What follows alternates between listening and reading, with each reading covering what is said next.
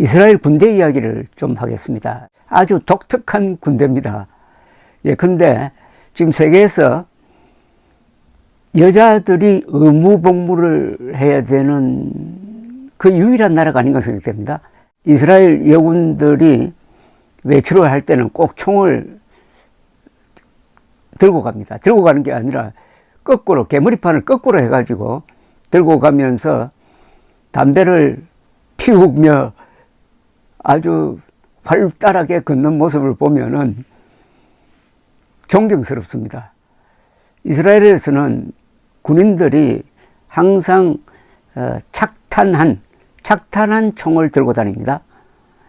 우리나라는 지금 사고가 난다고 그래가지고 초병들까지도 탄창을 빼고 서 있는 경우가 많았는데 요사이는 어떻게 되어 있는지 제가 한 몇 년 전에 군부대에 갔다가 깜짝 놀랐습니다만은 이스라엘에서는 휴가 갈 때 꼭 탄창을 낀 소총을 들고 갑니다. 그런데도 총기 사고가 별로 나지 않는다고 합니다.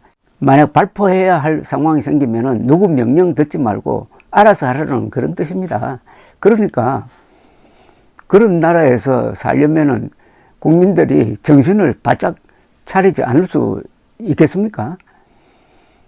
현재 현역이 한 17만 명 되고 최근에 통계를 보니까 예비군이 숫자가 46만 5천 명입니다.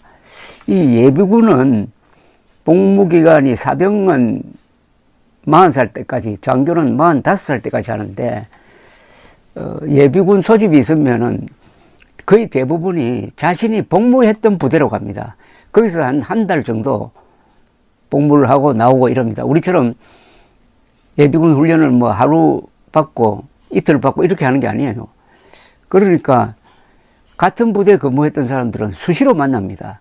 그래서 일종의 동창회처럼 아주 결속력이 강합니다. 지금 네타냐후 총리는 특공대 장교 출신입니다. 그리고 그 형은 아주 유명한 사람입니다. 돌아가셨어요. 요나단 네타냐후는 1976년 엔테베 작전의 지휘자였습니다. 엔테베 작전이라는 게 뭐냐면은 팔레스타인 테러 집단에서 비행기를 납치를 해가지고 우간다로 갔습니다. 우간다에 한 100여 명이 지금 납치된 상태에 있었는데 계속 납치범들이 포로들을, 죄수라고 봐야 되겠죠. 이스라엘이 억류하고 있는 그 팔레스타인 이 테러리스트들을 석방하라고 요구를 합니다. 그때 수상이 라빈 수상이었어요. 그때 국방장관은 페레스였습니다. 페레스 국방장관은 나중에 총리도 되고 대통령도 되고 한 사람인데 이스라엘의 핵무기 개발을 지휘를 했던 사람입니다. 이때 특공대를 보냅니다. 특공대를 보내는데 그 대장이 요나단 네타냐후, 현 네타냐후 총리의 형이었습니다. 아주 기상천외한 방식으로 해서 이 납치됐던 이스라엘 사람들을 거의 전원, 몇 사람 죽었는데 아주 소수입니다. 거의 전원을 구출합니다. 그런데 이때 특공대 대장이던 요나단 네타냐후가 죽습니다. 유일한 사망자입니다. 그래서 이 사람이 유명해졌고 그 동생 벤자민 네타냐후가 그 덕분에 총리가 되었다고 해도 과언이 아닙니다. 라빈은 참모총장 출신이었고 한때 네타냐후와 함께 네타냐후 총리를 하고 부총리를 한 사람이 에후드 브락이라는 사람이 있습니다. 에후드 브락은 부총리 하기 전에는 또 총리를 했어요. 이 사람도 참모총장 출신이고 이 사람도 특공대 장교 출신입니다. 1972년 2년입니다. 뮌헨 하계올림픽 대회장에 팔레스타인 게릴라들이 난입을 해가지고 이스라엘 선수촌을 습격해가지고 10여 명을 죽였습니다. 골다 메이어 수상이 그 직후에 암살단을 만듭니다. 그래서 뮌헨 테러에 가담했던 사람들을 다 죽이라고 합니다. 지휘자를 다 죽이라고 합니다. 그 죽이는 작전이, 그 보복 작전이 한 20년 동안 계속됩니다. 그래서 관련자들은 수십 명이 암살되었습니다. 그 암살 작전을 일부를 지휘한 사람, 레바논으로 들어가서 관계자를 죽이는 그 작전을 지휘한 사람이 버락 장교였는데 이 사람이 나중에 참모총장 되고 수상까지 되었습니다. 그리고 1973년 제4차 중동전쟁 때 역전극을 벌였던 사람이 있습니다. 샤론 장군인데, 샤론 장군이 수해전과 도하 작전을 해가지고 이집트의 배후를 친, 그래서 이집트가 휴전하지 않을 수 없도록 만든 전쟁 영웅이죠. 이 사람도 나중에 2000년대에 수상이 되었습니다. 뭐 이렇게 꼽으면은 이스라엘 내각은 거의 다 장군 또는 장교 출신으로 짜여져 있습니다. 이런 나라니까 전국이 어떻게 보면 병영이고, 민간인 나이가 많아도 한 사람 한 사람이 다 군인 정신으로 빠릿빠릿하고 충만된 사람들입니다. 또 총기 휴대가 아주 쉽습니다. 민간인들도. 그래서 이스라엘 사람들 만나보면은 다 군인 같습니다. 여자도 군인 같고. 그리고 말을 이렇게 둘러서 하지 않습니다. 복잡하게 하지 않습니다. 군대에서 뭐 명령하고 보고할 때 복잡하게 말하지 않잖아요. 핵심으로 바로 들어가잖아요. 그래서 이스라엘 사람들하고 인터뷰를 한다든지 하면 참 편합니다. 취재하기가 쉬워요. 솔직하게 이야기를 하니까. 쉽게 말하면 당당하죠.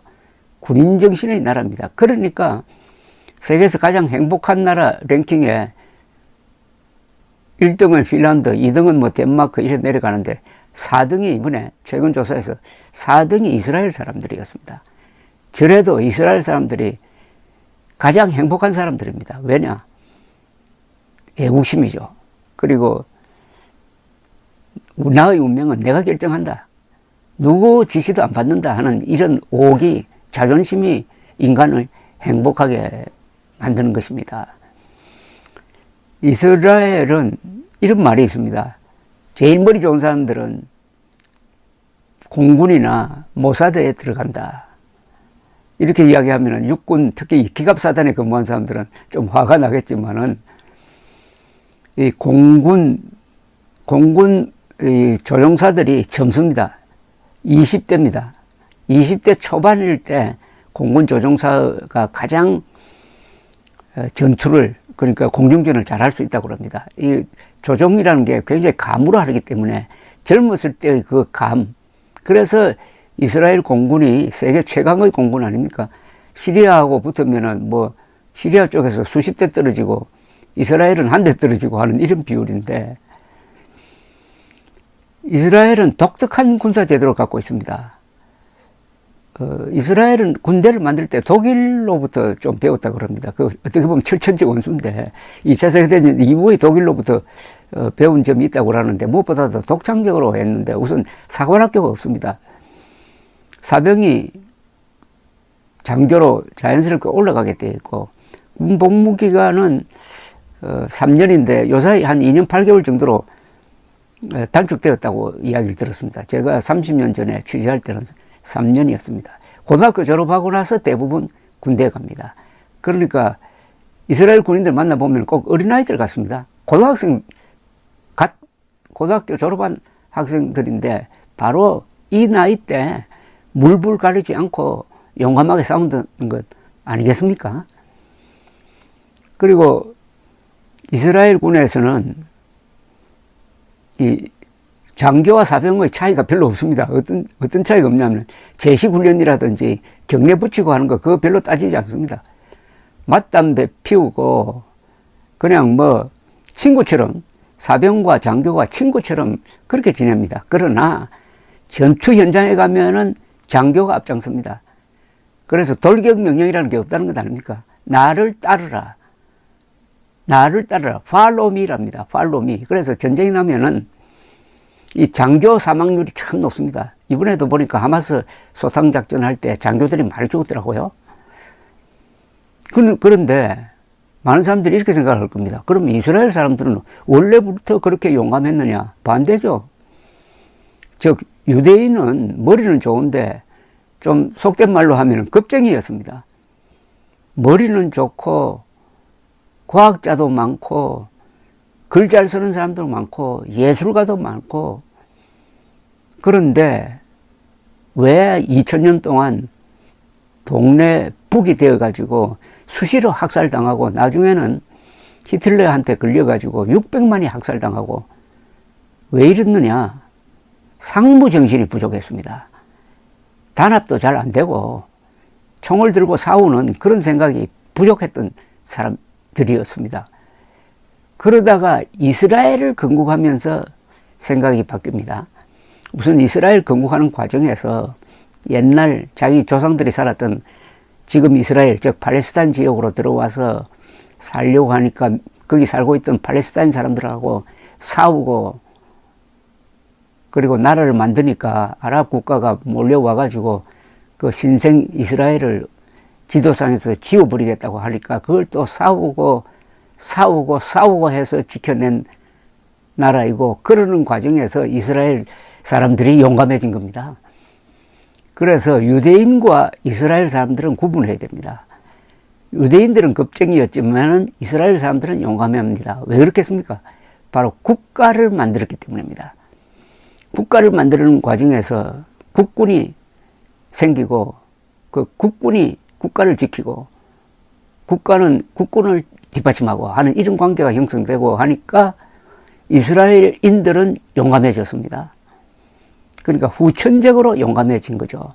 그런 점에서는 한국도 비슷합니다. 우리도 조선조 500몇 년 동안 문민미주 선비 정신 운운하면서 군대를 멸시하고 하다가 결국은 일본의 식민지로 전락했는데, 대한민국을 만드는 과정에서, 대한민국을 지키는 과정에서 이런 강군이 만들어진 것 아니겠습니까? 다만 아주 무기도 많고 병력도 많지만 과연 군인 정신이 제대로 박혀 있느냐 하는 데 대해서는 저는 사실상 의문을 가지고 있습니다. 어쨌든 한국도 이스라엘처럼 국가를 만들고 지키는 과정에서 상무 정신이 새로 생겨난 것입니다. 이스라엘 사람들은 어떤 강박관념을 갖고 있느냐 하면은, 이 국토도 작고 이러니까 중심도 얕고 하니까 항상 공포감을 가지고 있습니다.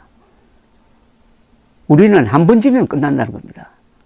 뭐 러시아, 우크라이나 같은 나라는 크니까 전투에 몇 번 져도 밀렸다가 다시 반격을 할 수 있지만은 이스라엘은 그럴 여지가 없습니다.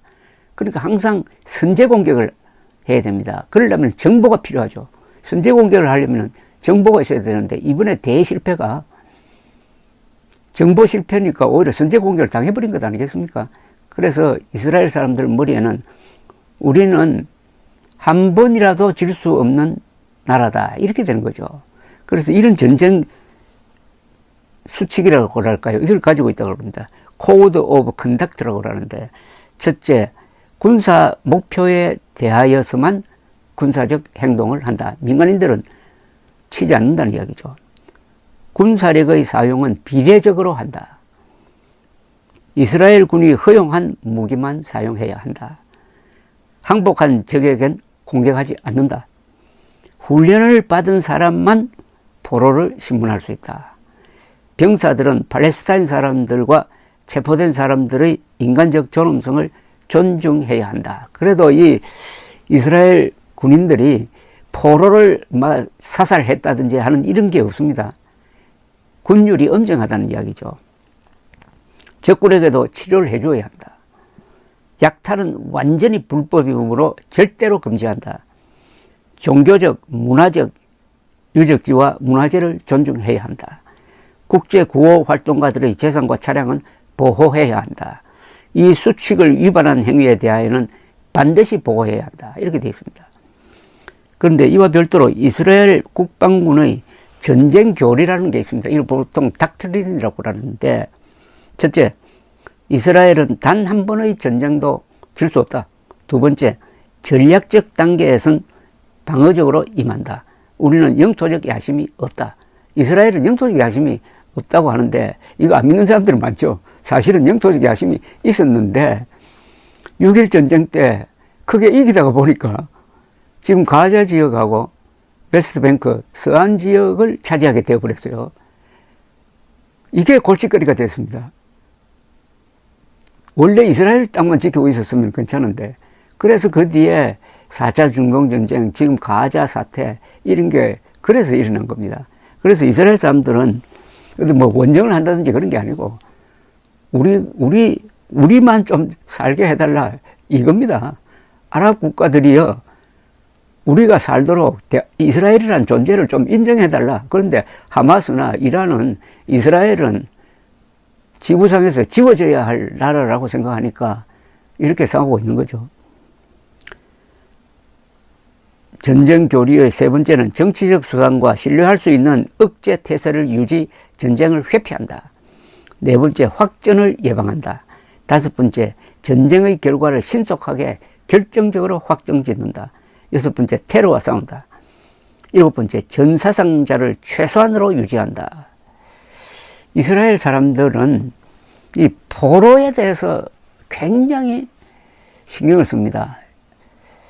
한 몇 년 전에 하마스가 이스라엘 지역으로 넘어와가지고 이스라엘 군인 한 사람을 포로로 데려갔습니다. 근데 이 사람을 석방하기 위해서 이스라엘은 잡고 있던 이 팔레스타인 사람 1000명을 석방을 했습니다. 1000명. 그 중에는 중죄인도 있었어요. 전례 없는 인명소실을 당했으니까 이를 악물고 하마스를 완전히 끝장내겠다고 하는데 1300명의 이스라엘 사람들을 죽이는데 관여한 하마스 지도부는 앞으로 몇 년 안으로 다 암살될 것이 틀림없습니다. 감사합니다.